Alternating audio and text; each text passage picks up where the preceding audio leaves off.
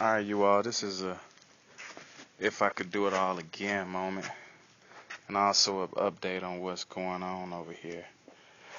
At this point, what's going on, Maxie boy? See, Maxie is really not looking too good. He would not eat his food. So, we're having to feed him steak and lobster and anything else he wants just to keep this boy happy. Just keep this boy happy. But he is almost down, on his last leg, so still got a good smile. That's a good boy. We keep showing him some love. Good boy. Good boy. Good boy. But back to the car here. Now, if I could do this all over again, what I would do is I would shave everything down to the bare metal. And after I shave everything down to the bare metal, I would get every single bit of rust spots out of this car. All the pinholes and everything. So when I get ready to spray, all I know I'm dealing with a direct surface. So this is, I'm sure that you remember, looking at everything and seeing as if everything was about to be done. Yeah, it did look like that. But the problem is, when I went to spray, the high 2K build did not get all the pinholes.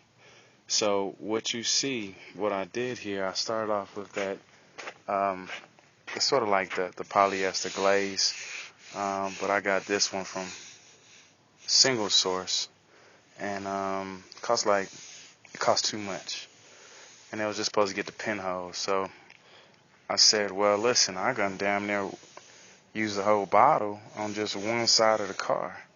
So I started using the body filler and started working that in and grind that down as best as I could. Then I started to use the putty glaze, not the activated one, but just the regular glaze. I know it's going to shrink, but it's not a big deal because I'm just trying to fill up the holes. Everything else is actually straight. So this is what we're looking like so far. Pretty much some things that's just still an issue that needs to be addressed, and you cannot not look at it, is the inside of these fenders and the wheel wells. Really, the wheel wells, they need to be grinded down. There's just some rust spots in it, so people might say it's not no big of a deal, but I know it. And then also the infamous fender that we're still working on. Now, some people could say, what's the big deal about that? I see the big deal. And it's just not right. And that's going to have to be something that's addressed. And then also sand it down all the way at the bottom by the rocker panel. That's going to need to be addressed. As far as the body, though, besides that issue there, everything is coming out straight. I do need to purchase one of those air foulers to block everything down, and that should get all of this here. Straight. But this issue here, that's solid. Remember where we installed, patched up the side markers? That's looking pretty good. Everything is actually looking pretty good. I know Max want to hit the road. I know it's illegal. I think it is.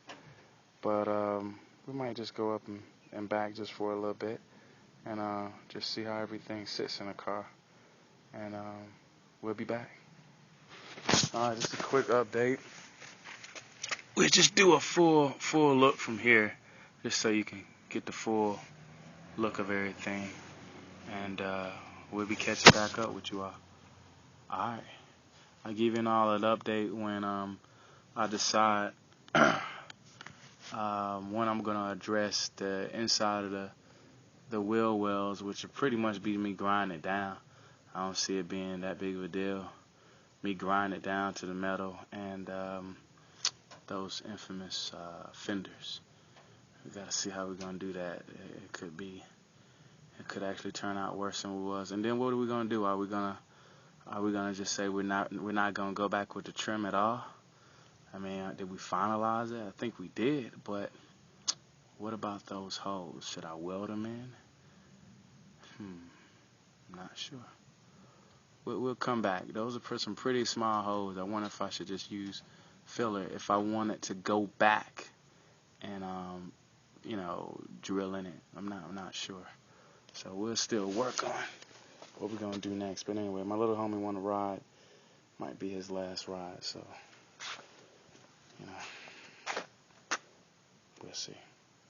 We'll get back with you all.